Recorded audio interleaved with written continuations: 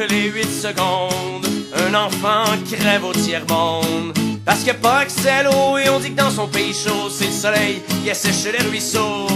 Quand on sait qu'une toute petite fraction de tous ces budgets militaires à la con pourrait abreuver les humains, leur assurer un lendemain. Mais l'Occident s'en lave encore les mains, alors que toutes les 8 secondes se génèrent des profits immondes chez les grandes multinationales qui croient que le droit fondamental d'accès à l'eau doit devenir commercial. Aujourd'hui la source est cotée en bourse et on se calisse bien de la ressource.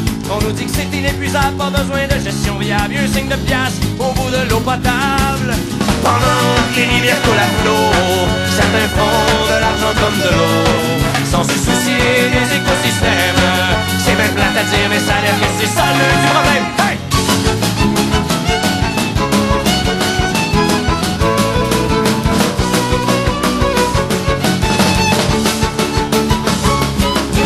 Toutes les 8 secondes, un nouveau cancer qui nous ronge, eau qui devient marchandise, aqueduc qu'on privatise et gouvernement complice qui improvise. À Montréal, dans les souterrains, ils pompent l'eau qui nous appartient, payent des pinottes pour le produit et comme ils ont le monopole, font plus de profit que les compagnies de pétrole. Toutes les 8 secondes, je ressens un peu plus de honte face à cette surexploitation et à cette triste destruction de la nature pour la consommation. On nous met devant les faits accomplis, ils jouent la terre au Monopoly. Quand ils se seront appropriés les nuages, les oiseaux, les glaciers, les pions en auront assez. Pendant que les rivières coulent à flot, certains font de l'argent comme de l'eau, sans se soucier des écosystèmes. C'est même plate à dire, mais ça a l'air que c'est ça le du problème. Hey!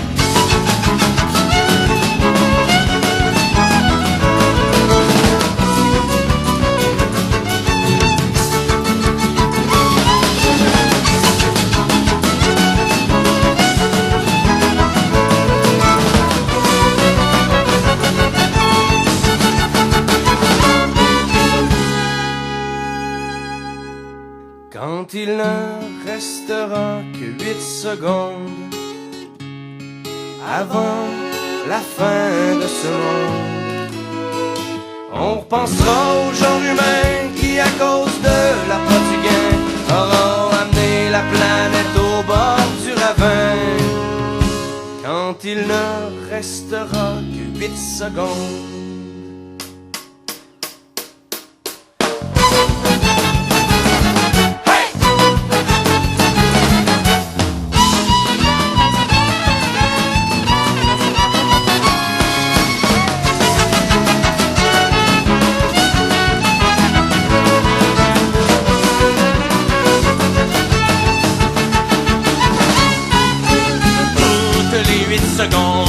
Encore plus de colère qui monte quand je vois mon grand pays d'eau être mis à sac par des salauds qui se foutent de la vie assis dans leur tour à bureau. Dans ce Québec de forêt en bleu, ces richesses doivent devenir des enjeux.